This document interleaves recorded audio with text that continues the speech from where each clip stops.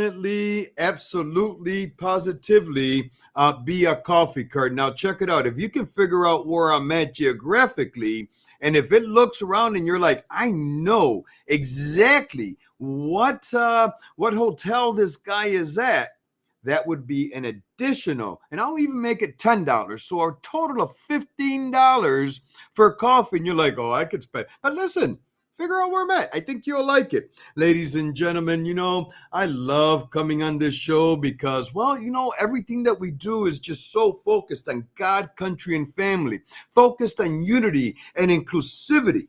Right? Well, why? Well, because like I've said a million times, right? We need to remember, especialmente como conservatives, right? That our hearts are way bigger and way more focused on you than anybody else that I know of. Now, look, I'm not saying or any way trying to insinuate that all Democrats are anti-people or anti-freedom. I'm just saying that especially the progressive left, they are very much so. And we're going to talk about that today. Mira, in case you forgot, the phone number here locally is 585-346-3000. And hey, we can't forget our new family members over in Hornell, New York. Sí, bienvenidos. WLEA 1480 AM. 106.9 FM, and of course, WCRK 92.1 FM. Thank you. Call us 585-346-3000. And of course, you can call us toll free 866-552-1009. Now, look, you know what? I can talk for the whole hour. You hear me say that all the time. I'm a talker, right? Otherwise, I ain't got no business on the radio, I guess, right? But the thing is, dialogue. Dialogue, discourse, right? Because otherwise, how do we learn? And it's not just, we're preaching to the choir. Listen, if you happen to be an individual that's like, yeah, you know what? We can do a little less with conservative values, American values. Call me and tell me why. Because it is about dialogue. Pero mira, let's take a quick second and just acknowledge that today, or this month, not even just today, is Lung Cancer Awareness Month. And listen, you guys know that I've been working on quitting smoking. I have been, and I quit for a little while, and then I started smoking again. Excuse me. And it's real. It's a real struggle. Now, I don't have a lot of vices. Smoking is definitely one of the few that I have left. And the thing is, listen, it's okay. We can quit. But this is Lung Cancer Awareness Month, and smoking or tobacco use, right, is one of the leading cancers, right? Did you know that lung cancer is the most common cancer globally, with approximately 2.2 million new cases and 1.8 million deaths alone in 2020? I'm surprised they didn't make all those deaths and classify them as COVID. Just saying. But that's what the stats show. In the United States, 240,000 new cases of lung cancer are diagnosed annually. It accounts for about 25% of all cancer deaths in the United States of America, killing more people each year than breast, colon, and prostate cancer combined. See, if you remember yesterday, I talked about it being Movember Day. A group of guys that grew their mustaches, out of jest, but then ended up becoming a movement to raise money and do research and treatments for all these things, right? Why? Well, because we have to. Guys, think of something. Doesn't have to be a mustache, although I did say yesterday too, because we got to be equal, right? If you're a woman and you grow that mustache nice, big, high and tight, keep it trimmed, I guarantee you'll raise some money. 5-year survival rate for lung cancer is approximately 23%, but can reach 60% if diagnosed early. And I'm going to share this very personal story in regards to my mother-in-law, because she is a I mean, this woman is, I don't want to say cougar because she's not, but she's, the likeliness, right? As far as, this determination to help raise her grandkids, help raise her daughter, I mean, just everything about her embodies what it means to believe in God, country, and family. When I met her, she was like a Democrat, but didn't really know why. And I don't know if she's ever changed her registration. I guess I never checked, never cared. See, this whole political party thing, it's necessary because it's part of the system. But to me, it's also a big problem in the system. But that's neither here nor there. Today, right now, after 20 years, I guess, of knowing me, she's like, wow, none of this stuff. She started paying attention. She's like, there's no way I can support those things. But anyway, she was in the hospital. She's doing better now. We had some scary situations, but she had a couple pieces of her lung cut off. And that really put things into perspective for me. And I hope it puts things into perspective for you, because check it out, ladies and gentlemen. Smoking, is it really worth it? See, I'm out where I'm at this moment. And I can tell you that one of the things that I am doing is I'm going to take these next 2 weeks that I'm on vacation, and I'm going to work on quitting smoking, because it isn't worth it. I look at my wife, who's doing things like CrossFit, who's doing things like eating healthy, working out, all these wonderful things. And I'm like, man, she looks so happy. She looks so energized. And I'm like, you know what? I work all the time. I'm a great worker. Listen, I can develop strategy, all those things. But when it comes to working out, I haven't been the best, or at least taking care of myself. So that is a goal for me in the coming future. And ladies and gentlemen, I've announced it before. Any interest in quitting smoking along with me, just let me know. I would love the company, because, well, it is a hard thing to do. But anywho, let's talk about, you know what it is this month too, or today too? It's also World Pneumonia Day. And they kind of go hand in hand. Anywho, neither here nor there. Ladies and gentlemen, live healthy, right? Live free. And I want to finish up on my conversation from yesterday a little bit, because I was talking about veterans. It was Veterans Day yesterday. And when I ended the show, I was thinking back, and I'm like, man, there are people out there that did not serve in the military that are like all about serving the veterans that did. And listen, that's great, because see, these are people who truly understand, right, the impact that keeping this country free of tyranny, or the influence of tyranny, it's a full-time job. It is stressful. So I want to take a few minutes before we get into our politically motivated discussion or faith-based discussion, whatever you guys want it to be, right? I want to take a second and acknowledge, and I mentioned Dave DeFranco yesterday, the CEO and founder of VPAC. We were going to have it on today, but we had some scheduling. We just had to reschedule it, right? Life happens. And then we're going to bring him on. We're going to talk about reefs across America, all these wonderful things. But the reason why I bring Dave DeFranco up is, check it out. He wasn't in the military, but he cares about veterans because he understands the value that they have brought this nation from day one of this nation. But you see, it doesn't end there. And I could probably spend a whole show listing out like 7 or 8 different people that I've met over the course of my time that kind of do similar things to this.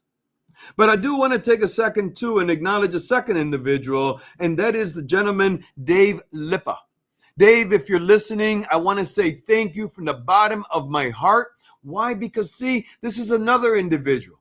I had him on the show. You've heard his story before.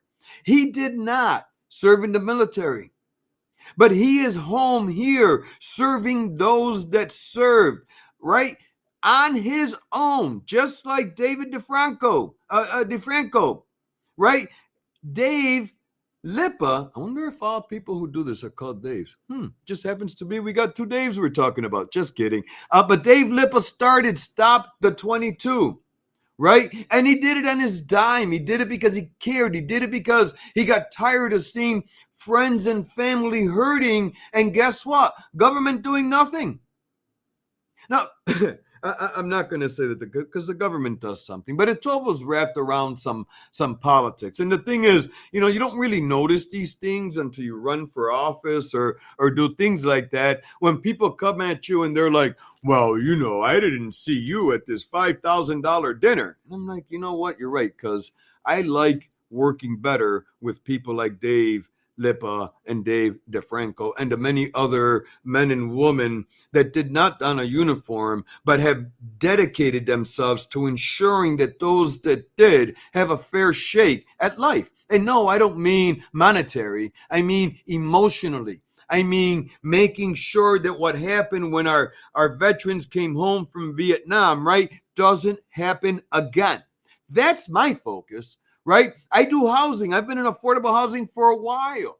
I want to make sure that every single veteran that I meet, right, and I'm working with individuals with the same goals. I'm defining individuals, because whenever you put in bureaucracy into something, what you end up with, well, bureaucracy.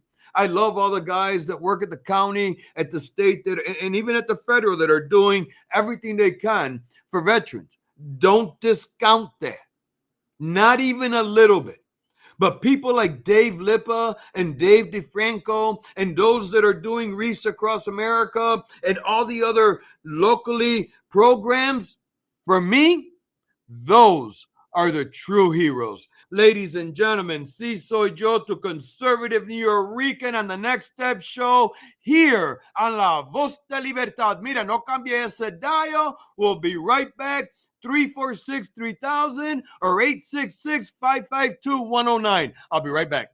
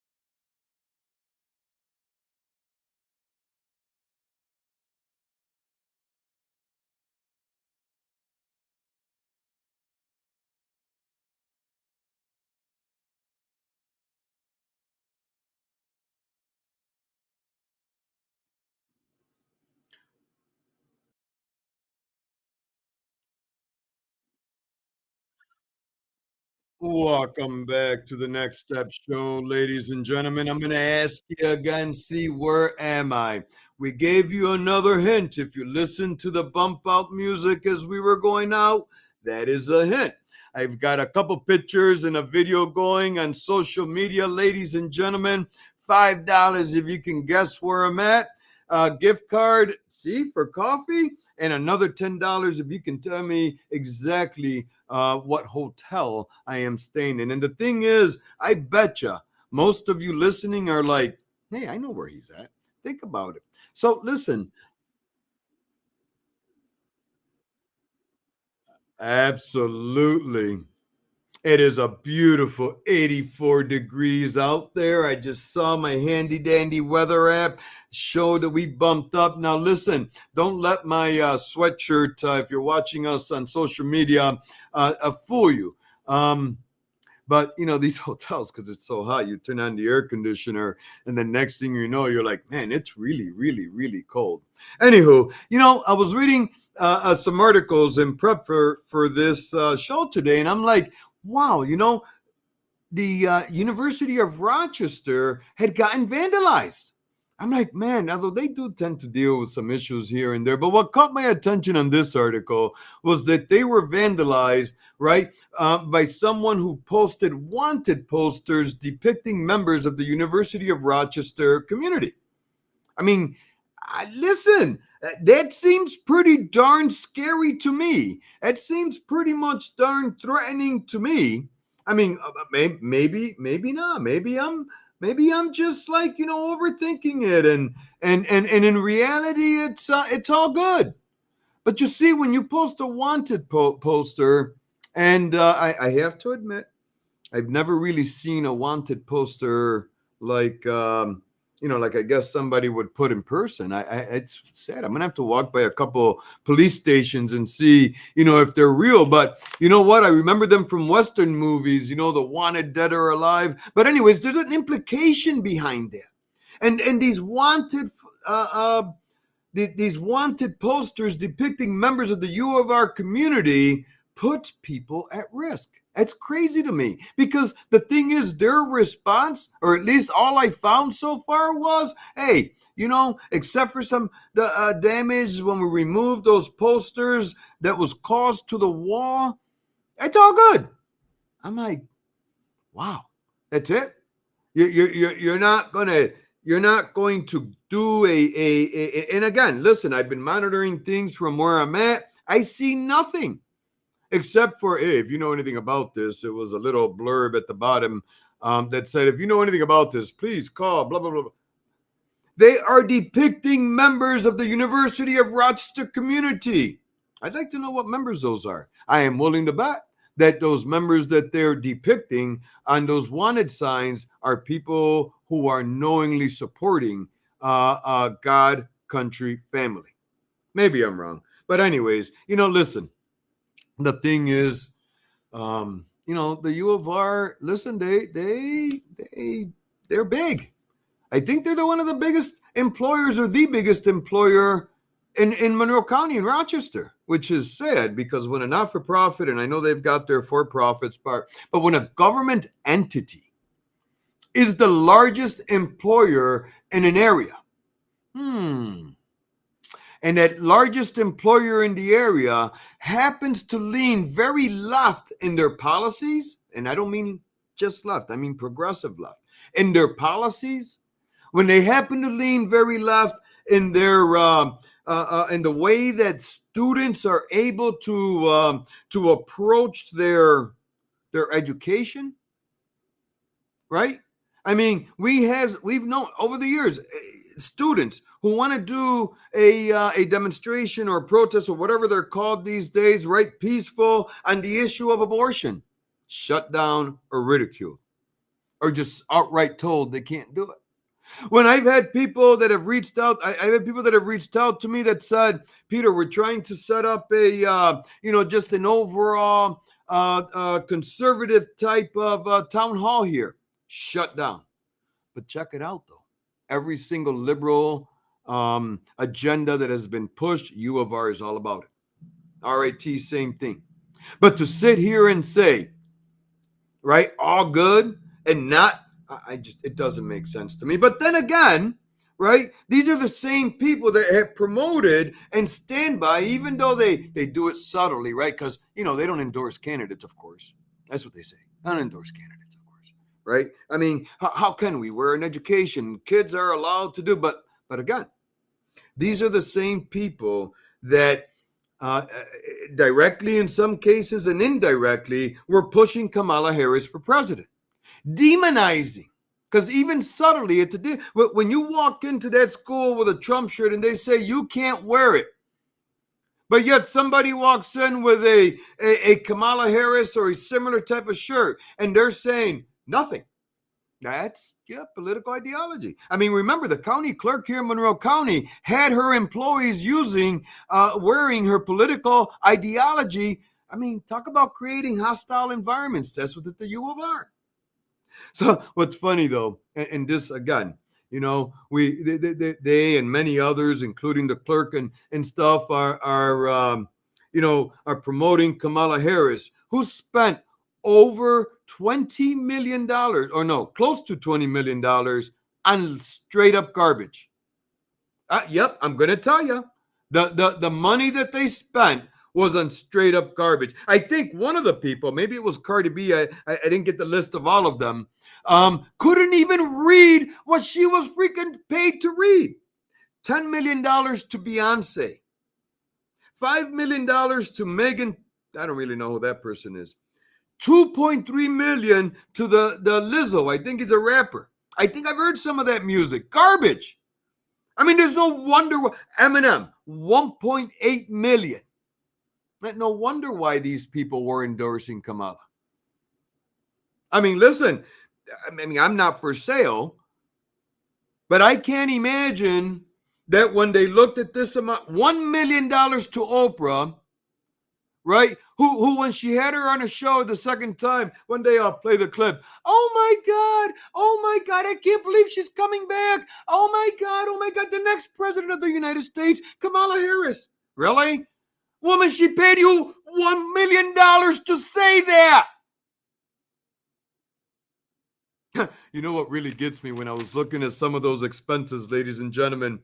346-3000. See, 346-3000. Ladies and gentlemen, let me know what your thoughts are. Or 866-552-1009. Toll free, right? But what really gets me of all these expenses is that what I read said $100,000 or so was set aside to build a studio, right, for Kamala's podcast called Call Her Daddy. Yeah. Let me rephrase that just in case you misunderstood what I said. A podcast, 100K campaign dollars, money that many of you donated, right? For a podcast called Call Her Daddy. I swear I can probably sit here and expound on that and its inappropriateness. Okay, I'll keep it nice. Having a podcast called Call Her Daddy and paying almost, again, 18 whatever $1 million on people like Eminem. Now, don't mind. Listen, I like some of Eminem's music, just not appropriate, right? For it to be out on the politics, on the national stage where we're using it as a stepping stone. Unacceptable. I mean, listen, again, I've heard all his music, right? Lizzo. Anyways, call her daddy. That's going to be the new mantra. Call her daddy. Who's your daddy? Kamala Harris. Who's your daddy? Kamala Harris. Who's your daddy? Kamala Harris. Hey, maybe that's why the clerk wore that shirt and campaigned throughout her campaign, because she surely didn't campaign for the clerk's office. She surely campaigned for Kamala Harris, right? Hey, all good. But maybe she's like, hey, I call her daddy. You should call her daddy. I don't know. Oh, hey, ladies and gentlemen, where am I? On social media, there is a video going. We've played a couple songs that gave you a hint. We've put the video and picture. Come on, guys. Take a few minutes during this next breaks, about 5 minutos. See? And then let me know. We can have the coffee together. Ladies and gentlemen, I love you. We'll be right back after these few messages aquí on the Next Step Show. See? On the best stations in the world, La Voz de Libertad, the voice of liberty, and your conservative New Rican. I'll be right back.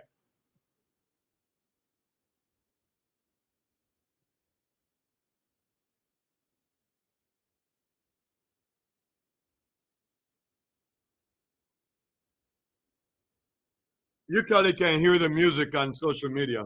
We'll be right back.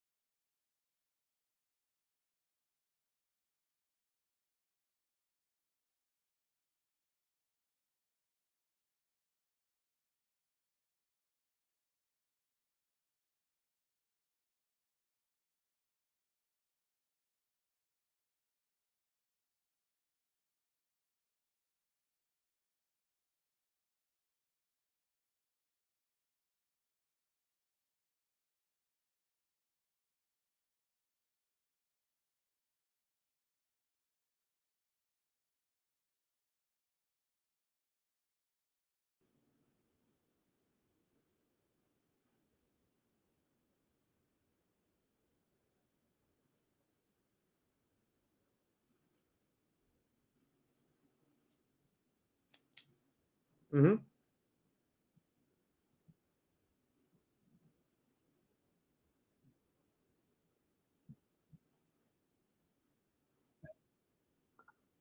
Absolutely, David. That's, and that's kind of like the point that I'm trying to make today, because, one of the things that we constantly see, and it's not just Kamala or the junior buffoon, like I refer to her, because Biden's the senior buffoon. These people, it's all about trickery. It's all about putting things out there just to make you look good and stroke those emotional vibes.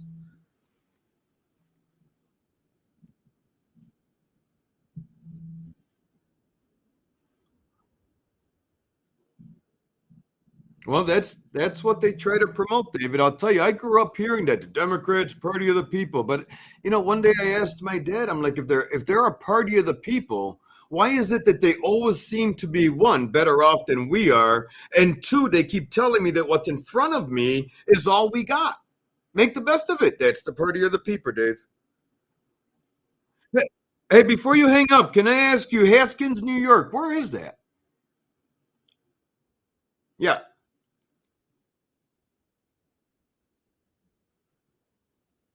Oh, very nice. I'll have to stop by and frequent one of your diners there.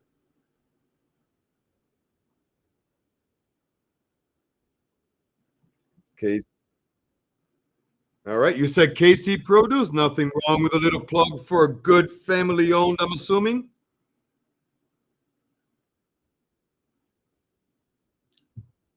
No, no, no. I meant it's locally owned. Somebody locally owns it. It's not like, big Gotcha. Dave, I appreciate your call.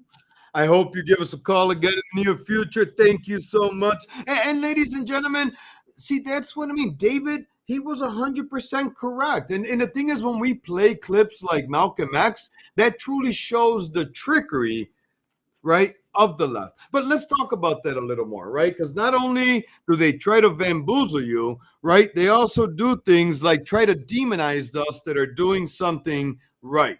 And remember, yesterday I played a clip, right, of several or two governors, New York's governor and Illinois' governor. And then I read the names of all the governors that have pretty much told Trump that they're not going to try to help him. They're not going to work with him, right? Now they've literally pledged to oppose and fight him. All because that particular discussion was all because he made a video and put it out there and said, we are going to end the child abuse at the federal level, right? And now they're angry because he's trying to do things like saying, wait a minute, issues like abortion's a local issue, you deal with it. And it's appropriate, right? So now he's saying, and we talked about this a little yesterday, now he's saying, listen, education needs to go to you. And I agree with that. I agree that local control is the way for education. But let's hear why Trump decided, right, that this is what he's going to do. So, hey, listen to this in Trump's own words. Bob, when you don't mind.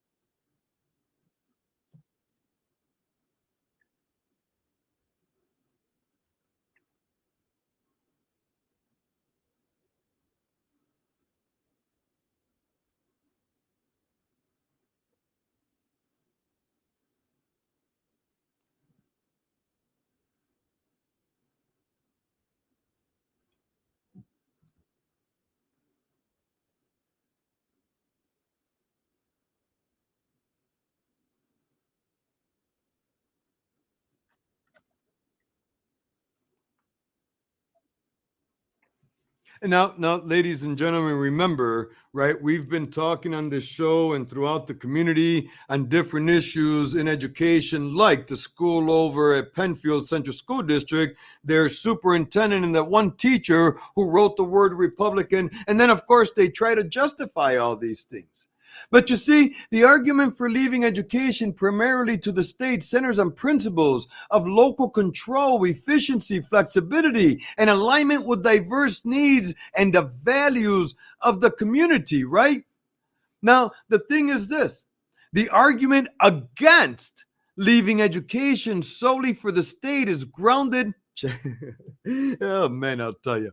It's grounded in concerns about equity, consistency, and the ability to uphold certain education standards like, well, equal access. And I'm sorry, ladies and gentlemen, I have never, ever, ever in my 52 years, in my half a century plus age, seen or heard of anybody saying, you can't come to this school. Ever. I mean, maybe I missed it. I am a half a century. Holy cow. I am a half a century old. But, they say that the Department of Education plays a key role in enforcing civil rights protection. Oh my God, how can we do without that? How can we possibly go out there and say that our education needs to be focused on that? Because again, I don't remember in my half a century of living, and I know at one time we were there. But I don't ever remember in my half a century of living and traveling this beautiful country of ours and abroad, seeing a sign that said, you're not welcome here. Federal initiatives, right, that provide funding and support for nationwide educational goals such as STEM, literacy, and early childhood. Now, really, would any of that go away? And the thing is this, if you listen to Hocus Pocus, right, kind of like Dave from Haskinsville, New York said, right, because they're the party of the people, right? We should want all the control that we can. I mean, is Trump not giving them more control? But you see, the realities are this, ladies and gentlemen.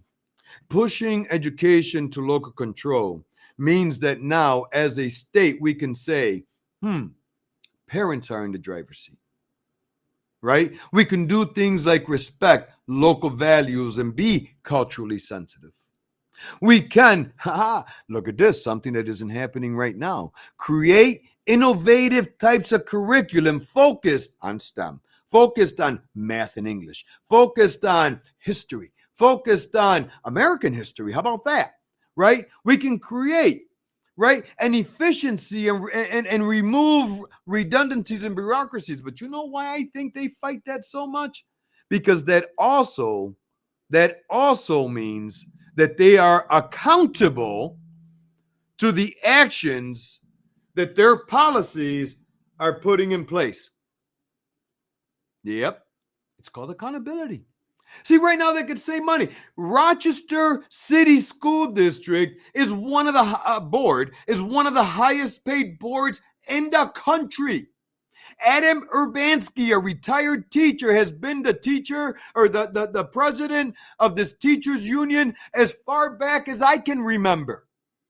All these people, because see, only in government do you move without saying you're going to be held accountable for these felt things.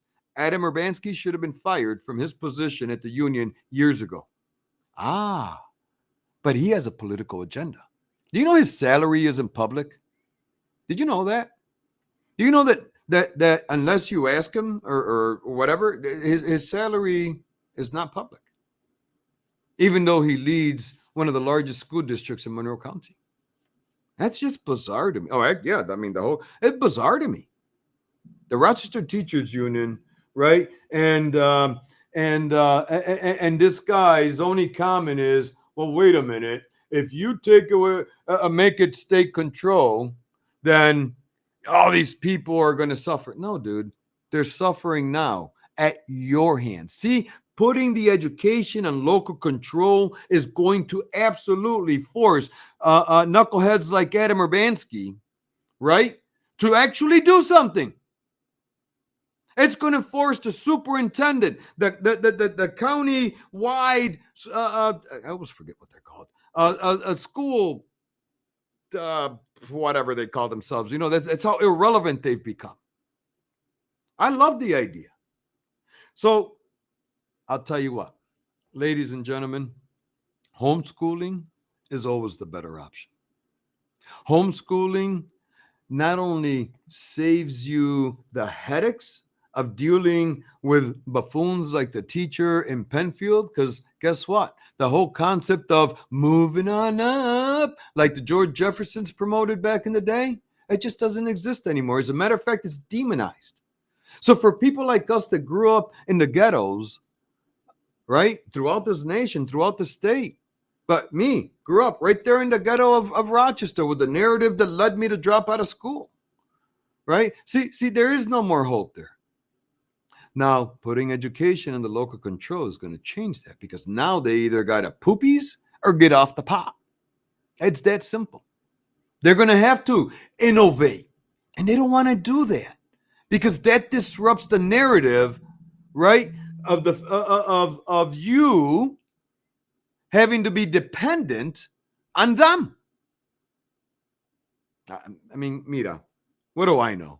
I'm just a dumb Puerto Rican from the streets, right? Because I know that I've heard that comment before from many of you, right? Because I'm Republican, all of a sudden, you know what? Ladies and gentlemen, El Baile del Perrito, get up and do a little dance. We'll be right back, right here on the Voice of Liberty, because it's the best voice in the world.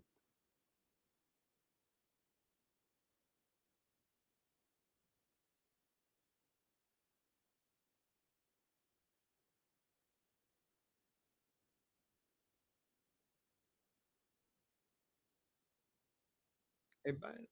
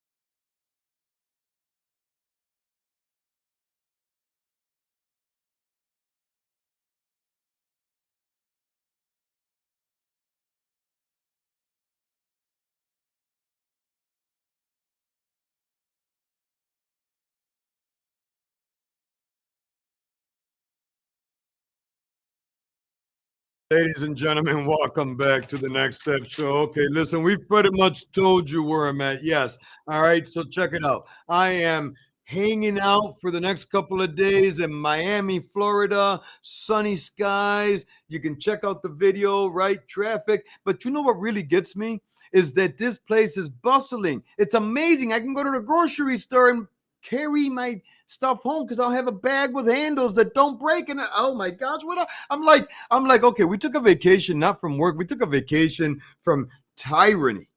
That's exactly what we did. You know, I'm going to end this show and giving you an example of what's happening and what it is that these people are afraid of, right? And the thing is, it's just sad how people are responding. Hey, Bob, can you play that last clip?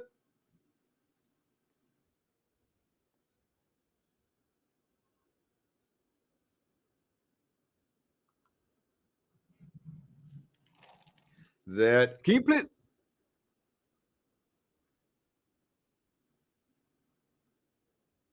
Oh no, I know I messed up.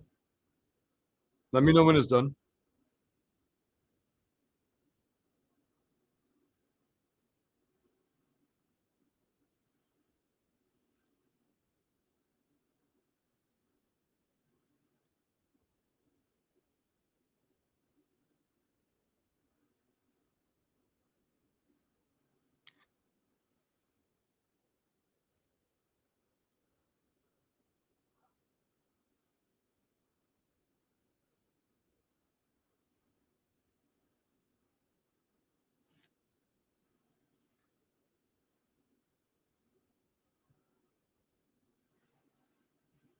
Wow, ladies and gentlemen, I want to introduce you to Annie Dunleavy, a special ed teacher in Connecticut at the Cheshire Public School.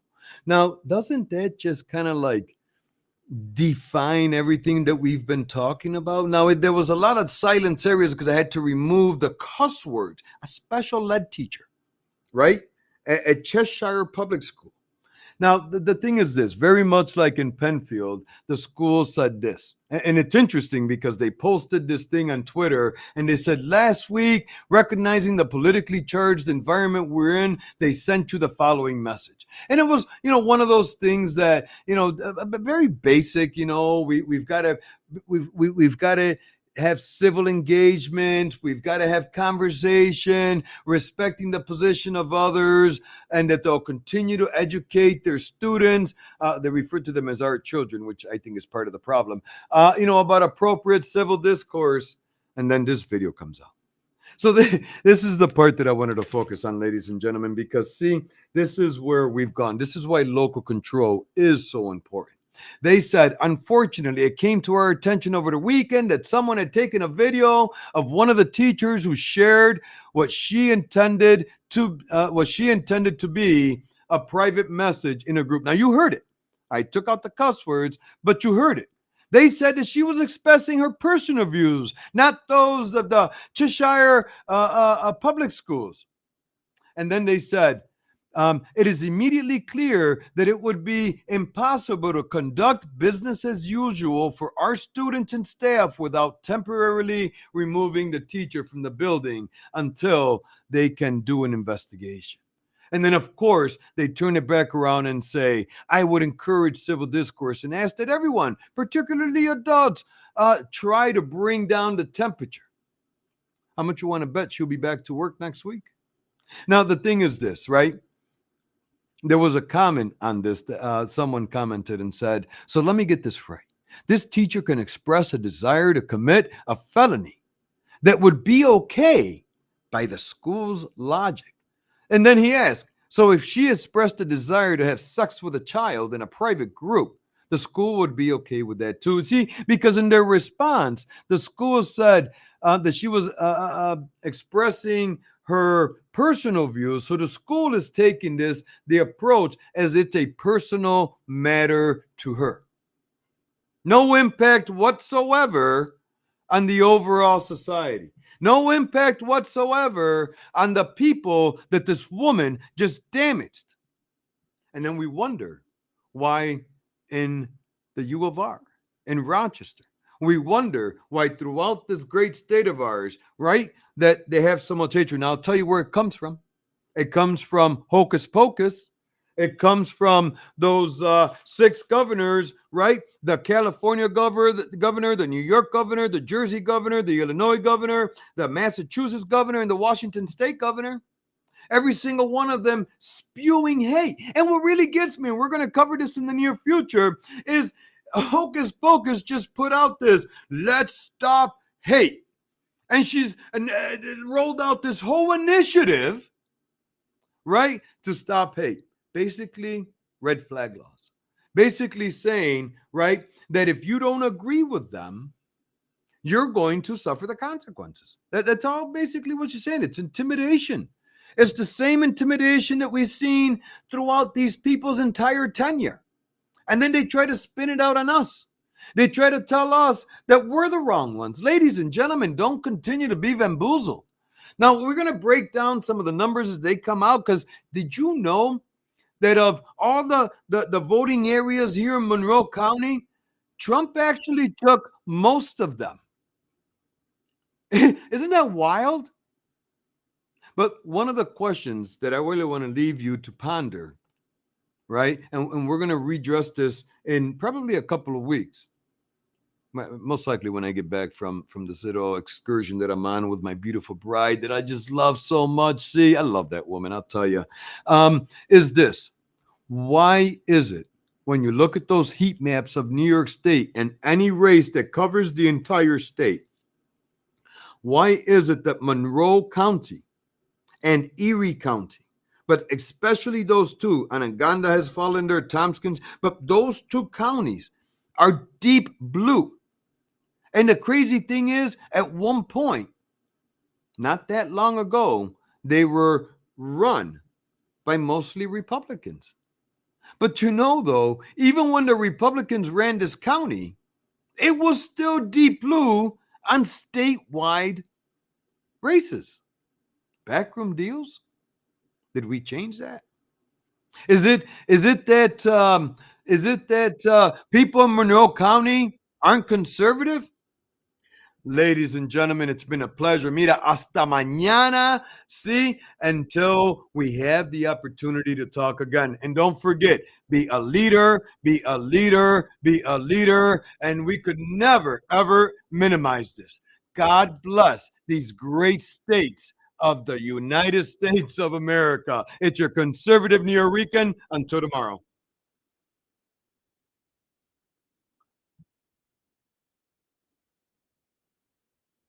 See you tomorrow.